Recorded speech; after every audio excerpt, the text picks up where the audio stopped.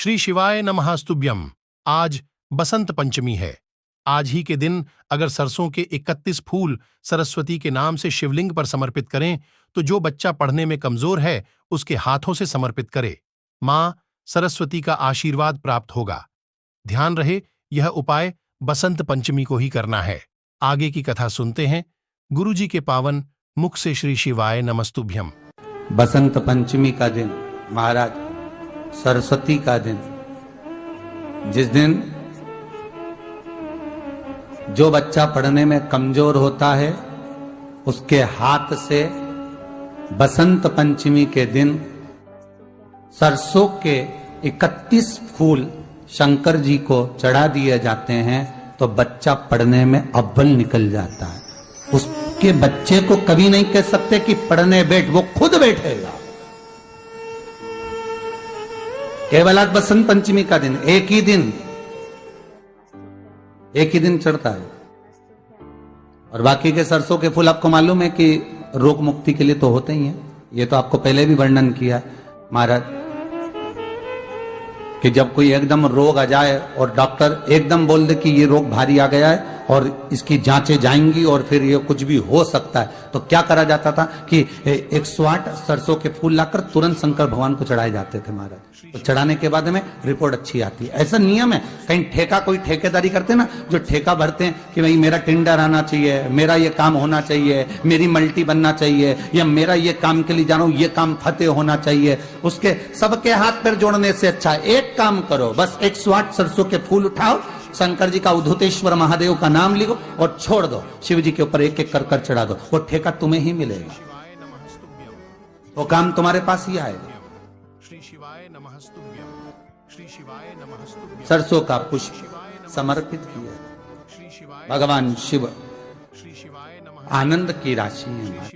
अब सरस्वती सुबह ब्रह्म मुहूर्त में निकल, और सरस्वती जब ब्रह्म मुहूर्त में निकलती है, वेद और माला लेकर स्मरण करती है महाराज, भ्रमण करती करती शारदा सरस्वती जब निकली,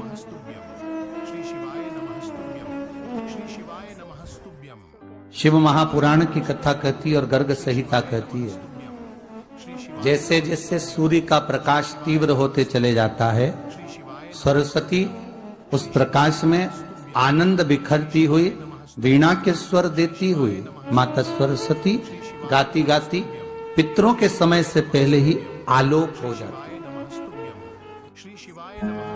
आलोक हो जाती। जैसे ब्रह्मा जी की धर्म पत्नी सावित्री नित्य स्मरण करने में, भगवान की सेवा में तत्पर रहने वाली है, और ब्रह्मदेव सृष्टि की रचना करते समय ज्ञात करते हैं कि सावित्री मेरे साथ होने के बाद भी ये सृष्टि की रचना नहीं होती, तब ब्रह्मदेव सरस्वती को प्रकट कर दे। श्री शिवाय नमस्तुभ्यम। मेरे चैनल को सब्सक्राइब। सरस्वती जी का एक नाम शारदा है। क्या नाम है? जम के बोलिए जरा। शारदा। ये शारदा नाम कहां से पड़ गया?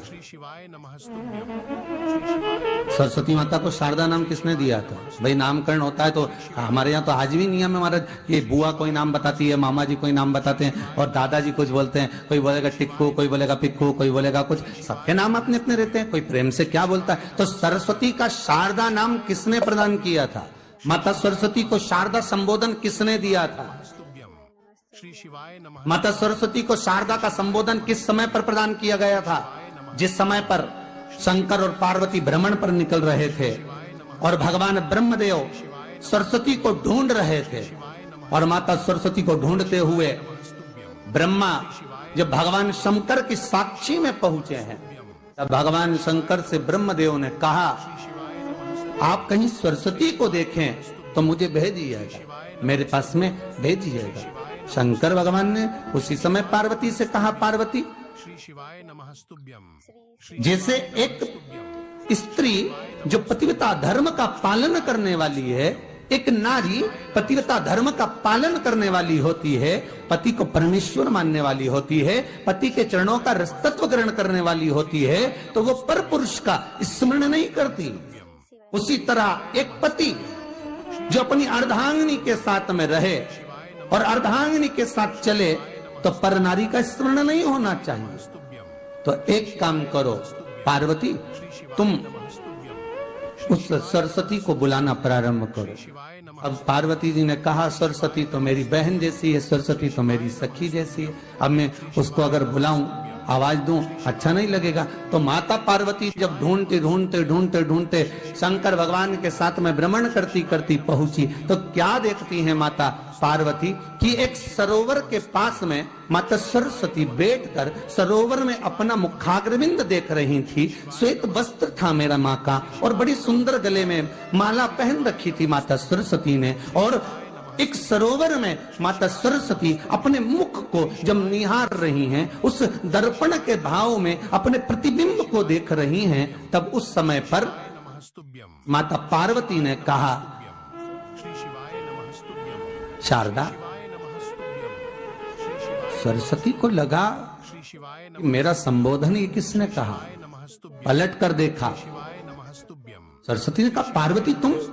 हाँ, मैंने तेरा जो दर्पण में प्रतिबिंब देखा है, तेरा स्वरूप देखा, पर तू इतनी सुंदर है, इतनी सुंदर है, पर तेरा जल में जो स्वरूप देखा ना वो नीला दिखाई दिया, थोड़ा सा श्याम दिखाई दिया, इसलिए मैंने तुझे शारदा कह दिया। आज भी हमारे मध्य प्रदेश के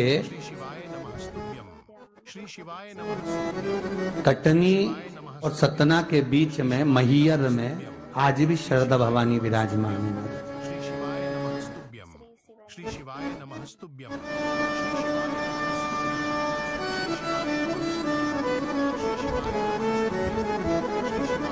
धार जिले में जाएंगे तो बाग क्षेत्र में माँ बागेश्वरी, माँ शारदा आज भी विराजमान।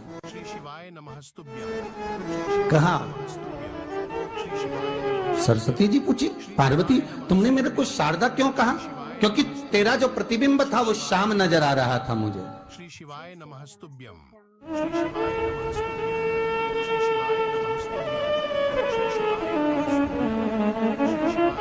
उस प्रतिबिंब को देखकर मैंने तुझे शारदा का संबोधन दिया।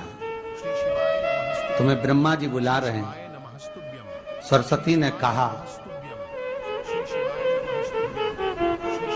पार्वती मैया दीदी, आपने मुझे जो नाम दिया है, जगत के लोग, संसार के लोग मुझे इस नाम से जब पुकारेंगे तो ये शारदा, ये सरस्वती स्वयं उसके कंठ पर, उसके मस्तिष्क पर सदा विराजमान रहेगी, ये शारदा बनकर। इसलिए हमारे स्कूलों में, हमारे काव्य ग्रंथों में, हमारे जो कविगण रात्रि को जो काव्य पाठ करते हैं, कविता का स्मरण करते हैं, वो सरस्वती की वंदना नहीं करते, हे शारदे मां, शारदा की वंदना करते। श्री शिवाय कभी आपसे कोई पूछ ले कि शारदा नाम पार्वती सरस्वती का कब पड़ा, तो आप बता सकते कि ये माता शारदा नाम कोई सहज नहीं है। माँ ढूंढने के लिए जब निकली, ब्रह्मदेव के कहने पर भगवान शिव के साथ भ्रमण करती। नाम का उच्चारण कोई सहज नहीं होता। कोई देखता होगा, दादाजी ने अगर किसी का नाम कुछ रखा है तो कुछ सोच के रखा होगा, पिताजी ने अगर कुछ रखा है तो उसके मन में कुछ आया होगा तो रखा होगा, मम्मी ने अगर कोई नाम रखा है तो उसने कोई विचार कर कर रखा होगा। कोई नाम अगर किसी का रखा जाता है तो उसके अनुकूल रखा जाता है कि हो सकता है कि वो नाम की क्या उसके मन में चल रहा होगा। तो शारदा का संबोधन कोई सहज नहीं है। माता सरस्वती का एक नाम शारदा हुआ, इसलिए संबोधन में सरस्वती कम शारदे मां ज्यादा बोला जाता है। आप काव्य पाठ कर लो, नाम जाप कर लो, स्मरण कर लो।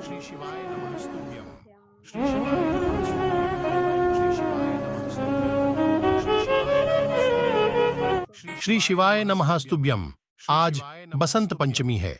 आज ही के दिन अगर सरसों के 31 फूल सरस्वती के नाम से शिवलिंग पर समर्पित करें तो जो बच्चा पढ़ने में कमजोर है उसके हाथों से समर्पित करे, मां सरस्वती का आशीर्वाद प्राप्त होगा।